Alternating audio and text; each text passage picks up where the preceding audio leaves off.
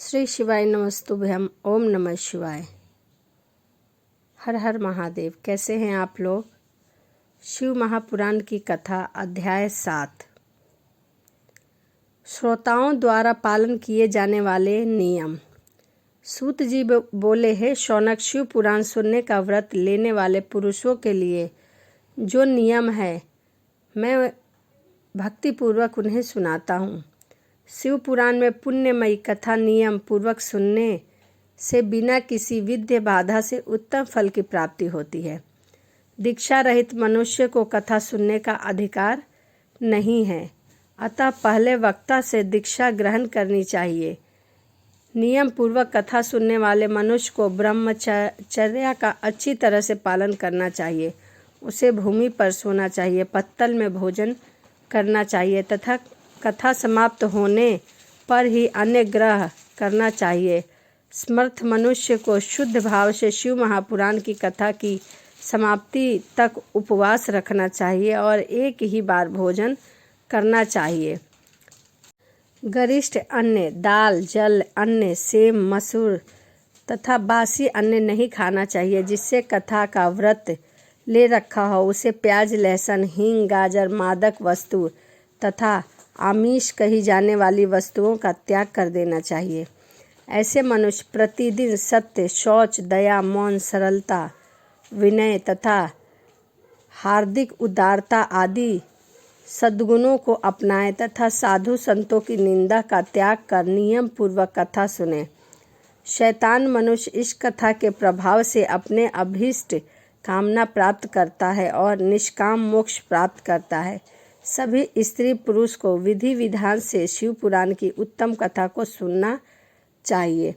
महर्षि ने कहा, शिव पुराण की समाप्ति पर श्रोताओं को भक्ति पूर्वक भगवान शिव की पूजा करनी चाहिए। तरह पुराण पुस्तक की भी पूजा करनी चाहिए।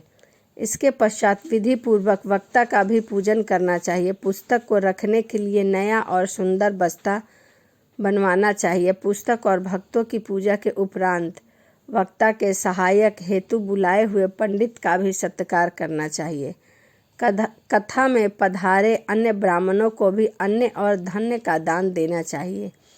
गीता, वाद्य और नृत्य से उत्सव को महान बनाए। वैराग्य मनुष्य को कथा समाप्ति पर गीता का पाठ अवश्य कराना चाहिए तथा गृहस्थ को श्रवण क्रम की शांति हेतु होम कराना चाहिए। होम रुद्र संहिता के श्लोकों द्वारा अथवा गायत्री मंत्र के द्वारा करें।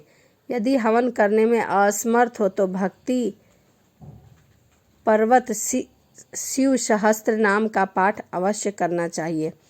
कथा श्रवण संबंधी व्रत के पुण्यंत के लिए शहद से बनी खीर का भोजन 11 ब्राह्मणों को कराकर उन्हें दक्षिणा दे। समृद्धि मनुष्य 3 तोले सोने का एक सुंदर सा आसन बनाए और उस पे ऊपर लिखी अथवा लिखाई हुई शिव महापुराण की लिखी पोथी विधि पूर्वक स्थापित करे तथा पूजा करके दक्षिणा चढ़ावे। फिर आचार्य का वस्त्र, आभूषण एवं गंध से पूजा करके दक्षिणा सहित वह पुस्तक उन्हें भेंट कर दे। शौनक, इस पुराण के दान के प्रभाव से भगवान शिव का अनुग्रह पाकर मनुष्य भाव और बंधनों से मुक्त हो जाता है। शिव पुराण को विधि पूर्वक संपन्न करने या संपूर्ण फल देता है तथा भोग और मोक्ष को भी प्रदान करता है। मुने, शिव पुराण का सारा महात्म जो संपूर्ण फल देने वाला है मैंने तुम्हें सुना दिया। अब आप और क्या सुनना चाहते हैं? श्रीमान, शिव पुराण सभी पुराणों के माथे का तिलक है। जो मनुष्य सदा भगवान शिव का ध्यान करता है उसके वाणी शिव के गुणों की स्तुति करती है। जिसके दोनों का कथा सुनते हैं उनका जीवन सफल हो जाता है, वह संसार सागर को पार हो जाते हैं। ऐसे लोग और परलोक में सदा सुखी रहते हैं। भगवान शिव के सच्चिदानंदमय स्वरूप का स्पर्श पाकर ही समस्त प्रकार के कष्टों का निवारण हो जाता है। उनकी महिमा जगत के बाहर और भीतर दोनों जगह विद्यमान रहती है। आनंद रूप परम शिव के शरण में रहते हैं।